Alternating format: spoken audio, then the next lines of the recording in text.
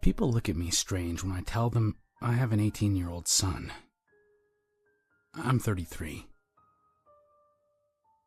When James and I go out, it isn't uncommon for people to ask if he's my little brother. He could easily pass for being in his 20s, and so could I. The past 18 years haven't been without their trials, but I like to think I did the best I could, given the situation. During my freshman year of high school, I knocked up my girlfriend. Her parents were going to put the baby up for adoption, but my mom stepped in and helped me get custody. My son is a straight-A student. He's a point guard for the school basketball team. I scrounged together enough money to get him a halfway decent car, and he's popular in all the ways I wasn't. By the time I was his age, I had a 2-year-old son, a GED, and a job at the local pellet factory. We live in a 2-bedroom apartment duplex a few blocks from his high school. He does his homework without much prompting and spends his downtime with friends or in the living room kicking my ass at Call of Duty. At one point I thought he might be gay. I wouldn't have cared, but I thought it was weird that a boy his age had never had a girlfriend. I asked him about it and he smiled, saying, "No, Dad, I'm not gay. I just want to wait until I'm a little older to get out there. Wouldn't want you to be a grandfather in your 30s. That was our sex talk. Between the internet and the sex ed class I had to sign a permission slip for, I figured he knew the basics. A few months ago, he told me he was going out late. When I asked why, he told me that he had a date. I didn't ask any questions. I slipped him a $100 bill and told him to be home in time for breakfast. He was a good kid. I trusted him. After that, it became a semi-regular thing. He'd let me know on Friday afternoon that he was going to be out late that night. Each Saturday morning, he'd be home and sitting on the couch playing on the Xbox before I climbed out of bed. I never met any of his dates, but I figured he was keeping it to himself. Like I said, I trusted my son. He had a good head on his shoulders, and I had no reason to suspect that anything was amiss. I don't normally watch the news. Between my Facebook feed and Twitter, I usually know enough about current events not to care. For whatever reason, I found myself sitting in front of the television at 5 in the afternoon and decided to watch. I kinda wish I hadn't. The television switched from a commercial to showing the anchor sitting there with a somber face. She looked at the camera and said, "Later tonight we'll cover a developing story.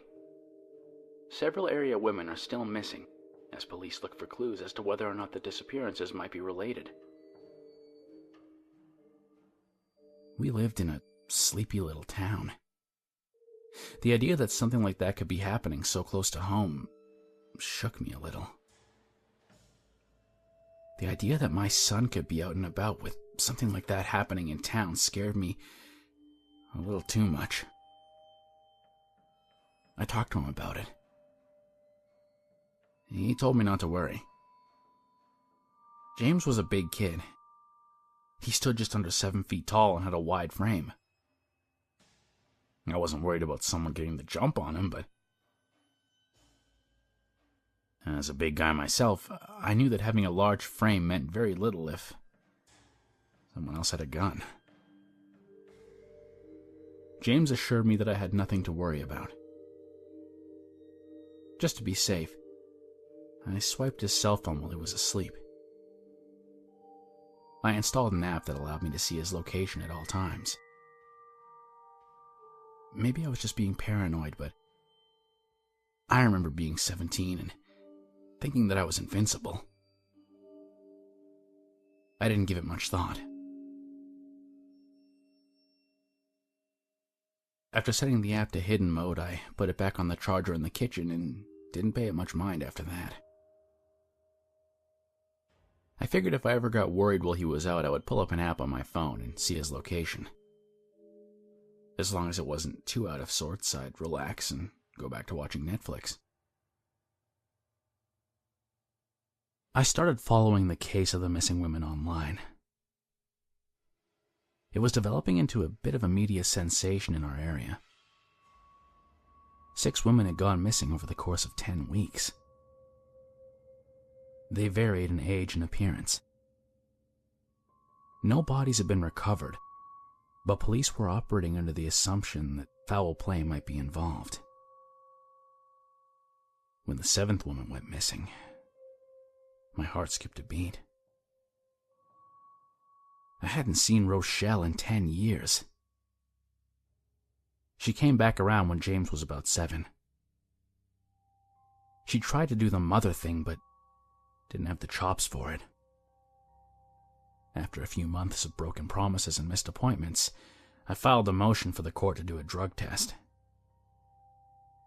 After she failed the test, I had my lawyer file another motion stripping her of any visitation with our son. I didn't want my son to have to deal with that. It was Saturday morning, and I was very apprehensive about going downstairs. James and I didn't talk about his mother very much. She had spiraled out of control after giving birth to him and used just about any drug she could trade her body for.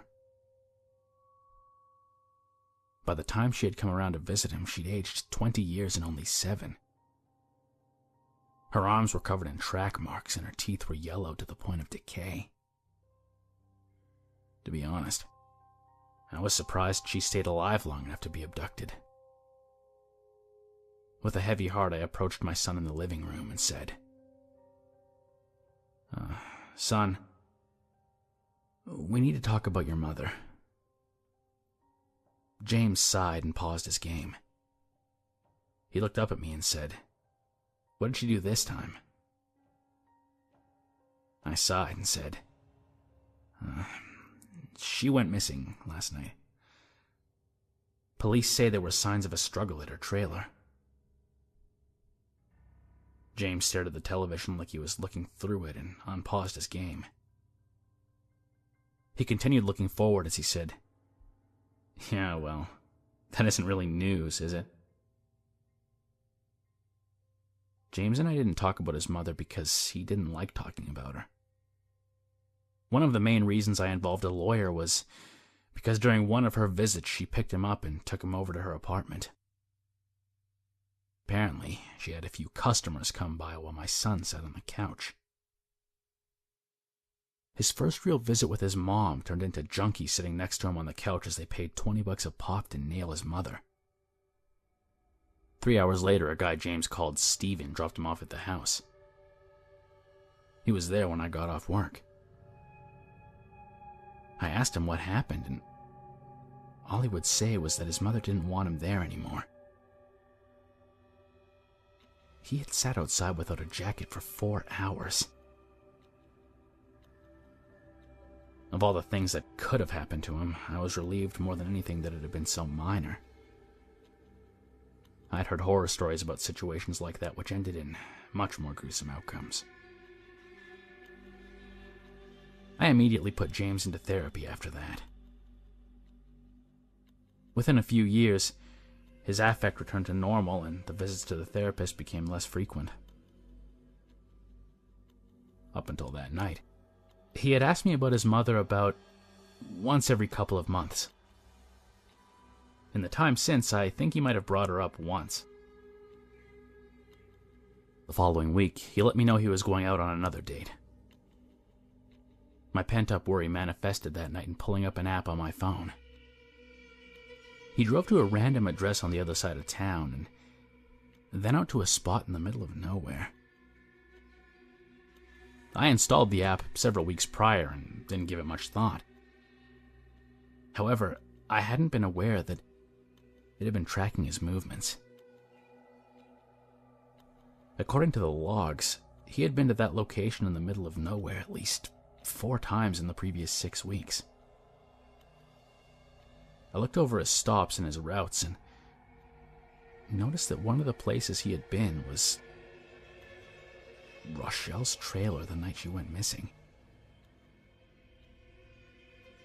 I was suspicious, but unwilling to grasp what every cell in my brain would have been shouting out to me if it was any other kid.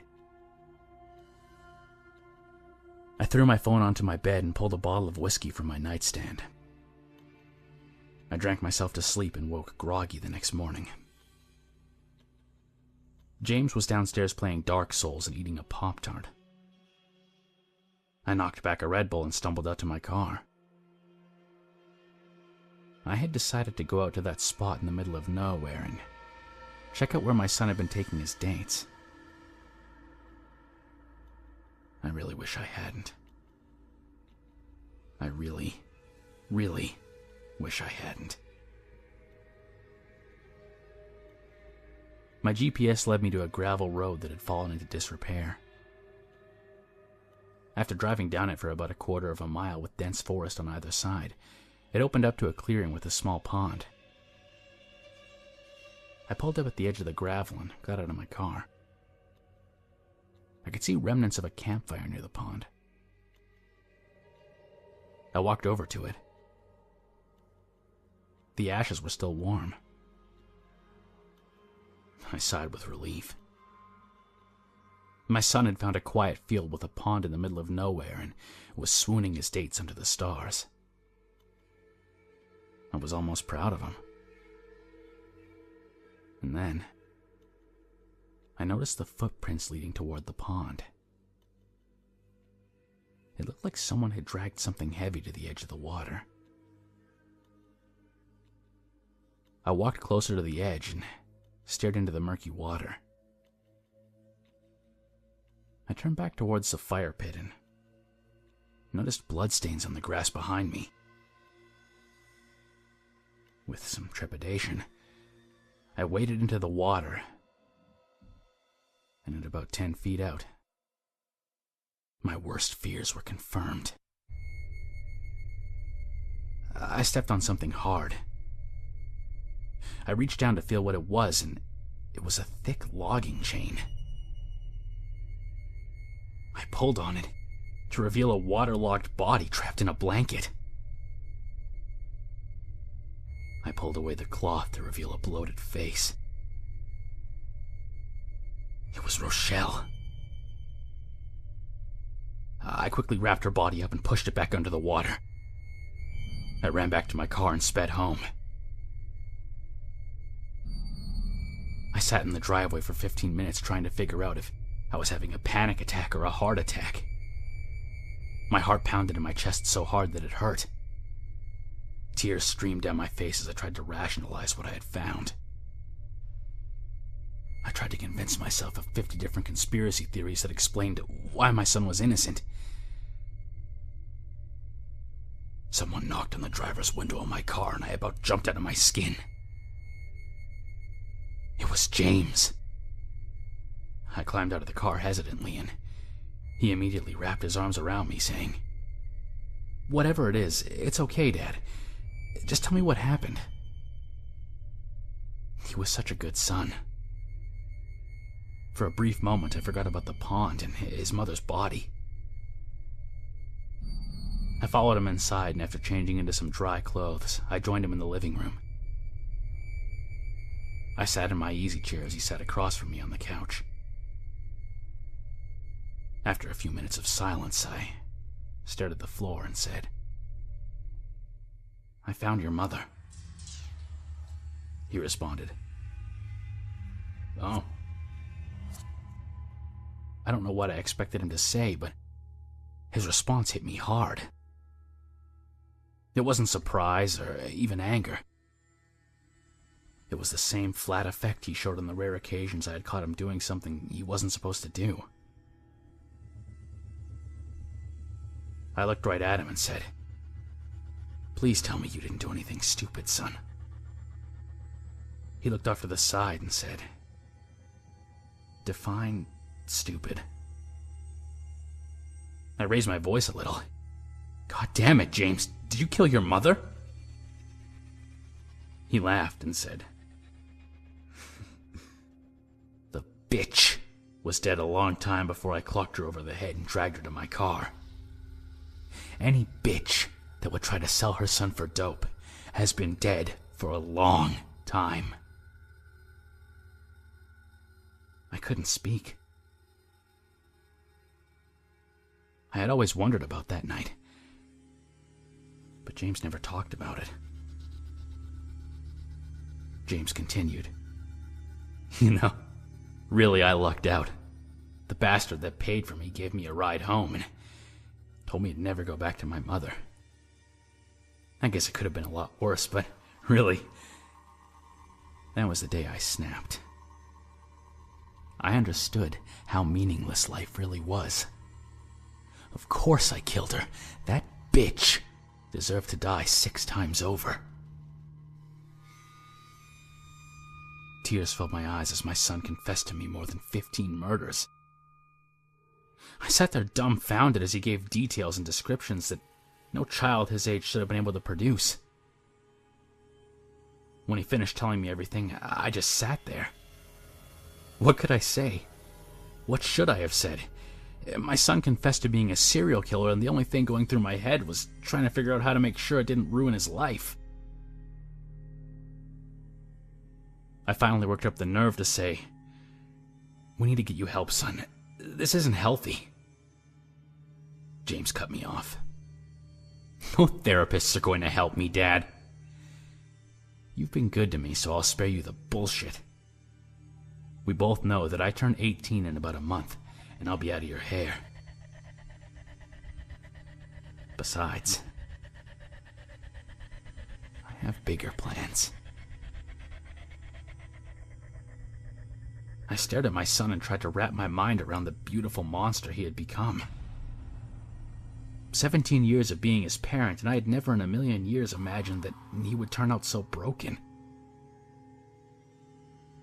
I quit my job about a week later. By his 18th birthday, I had burned through most of my savings drinking and trying to forget what I'd learned.